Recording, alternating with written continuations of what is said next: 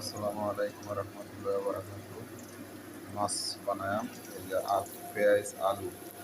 এখন আমি একটু কষাইছি, ভাজি করছি, আর অন্য কিছু দেই নাই। এখন রসুন দিয়ে দিতেছি, দেখেন দিয়ে দিলাম।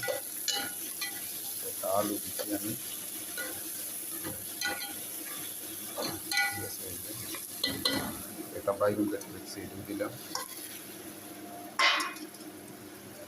আমি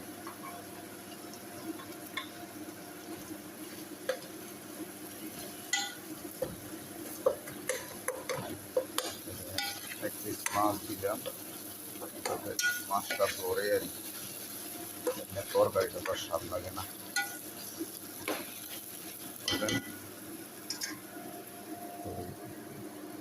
টমেটো কেটে রাখছি, টমেটো দিলাম। আদা রসুন দেওয়া শেষ।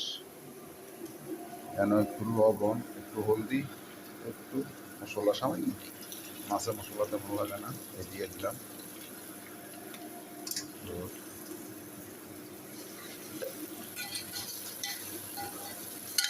ক্যামেরা দিয়ে রাখছে, সেই জন্য মোবাইল দরকার হবে না প্রথমে, তাই আমি ডুবাই ডুবাই করি। যারা মাছ পাকা দেয়নি, এভাবে যদি ফাটা ভুনা ভুনা করে মনে করেন খাইতে ভালো লাগবো আর স্বাদ লাগবে। যেহেতু এই মাছগুলো আমরা ফ্রিজের মাছ খাই, এই জন্য।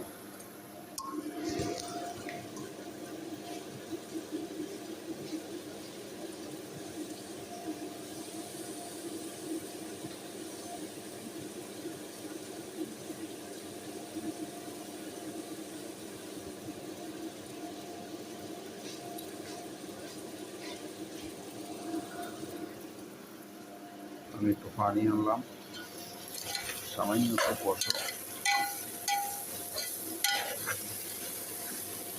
কষলে তরকারি ভালো লাগে। এই এটা আমি বেশিক্ষণ কষাইতাম না, পানিটা দিয়ে দিই, যাতে বিলুটা লং করতাম না। পানিটা আমি দিয়ে দিলাম। মাছ পাকানি একটু ঝামেলা, মাংস মুরগা এগুলো আপনার পাকাইতে কোনো সমস্যা না। মাছ ভাজা লাগে, কাটা লাগে, ধোয়া লাগে, এরপরে বহুত ঝামেলা। এই যে দেখেন আমি মাছটা রাখছি, তিনজনে 3 পিস খাইব, আমি 3 পিস দিয়ে দিলাম। এই যে 3 পিস মাছ দিয়ে দিলাম। দেখেন মোটামুটি একটু গরম হইব, সিদ্ধ হইব, মাছ হয়ে গেছে, ঠিক আছে।